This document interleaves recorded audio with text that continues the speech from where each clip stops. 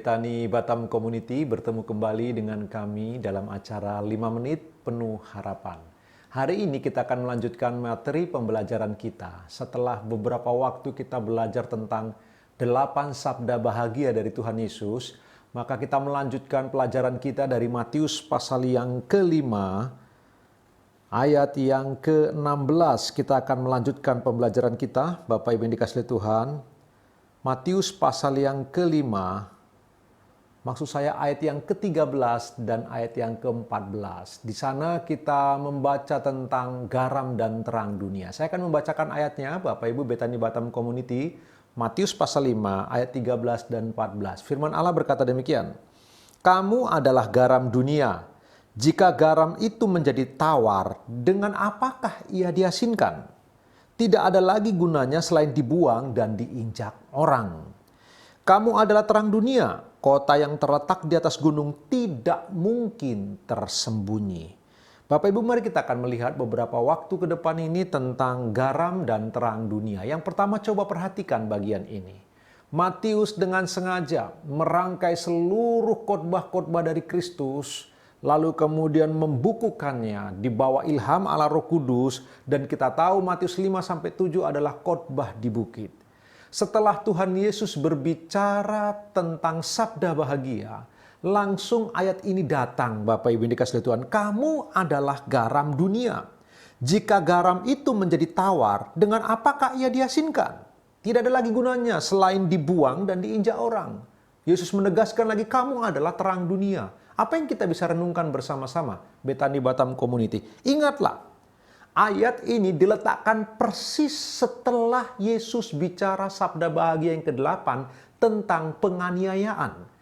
Bahwa kita bisa saja oleh karena kebenaran dianiaya, oleh karena Kristus kita bisa dianiaya, bahkan oleh karena manusia yang jahat dan berdosa kita bisa teraniaya. Setelah Tuhan Yesus bicara tentang penganiayaan fisik maupun penganiayaan verbal yang pernah dialami oleh para nabi, sekarang Yesus langsung mengatakan, kamu adalah garam dunia. Kalau begitu, yang kita bisa pelajari Betani Batam Community, Tuhan Yesus mau mengatakan begini, kita harus tetap menjadi garam, harus tetap menjadi terang, walau di dalam penganiayaan.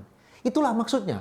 Karena itulah segera setelah Kristus bicara sabda bahagia yang ke-8 atau sabda tentang terberkati yang ke-8 itu, Bapak Ibu, Tuhan Yesus langsung bicara tentang garam dan terang dunia. Hari ini mari kita merenungkan bagian ini bersama-sama. Tuhan Yesus mengharuskan kita semua di tengah penganiayaan fisik. Mungkin sekarang ini penganiayaan fisik sudah semakin langka, dan kita berdoa jangan kiranya ada penganiayaan fisik di Indonesia, di negeri kita, bahkan di dunia. Walaupun mungkin itu hal yang mustahil, Bapak Ibu. Tetapi Bapak Ibu yang dikasihi oleh Tuhan, penganiayaan fisik sudah semakin langka. Tetapi penganiayaan verbal, di mana kita difitnah, kita dijelekkan, kita dianggap orang yang tidak benar, penganiayaan verbal masih sering terjadi. Kita dibullying. Bullying sangat terkenal, Bapak Ibu. Kita dilakukan perundungan kepada kita. Kita dibully begitu rupa. Itu bisa menjadi sebuah penganiayaan mental bagi kita. Tapi dalam situasi seperti apapun, penganiayaan fisik atau penganiayaan mental atau penganiayaan verbal, setiap anak-anak Tuhan dalam etika warga kerajaan Allah, kita tetap harus menjadi garam dan terang dunia.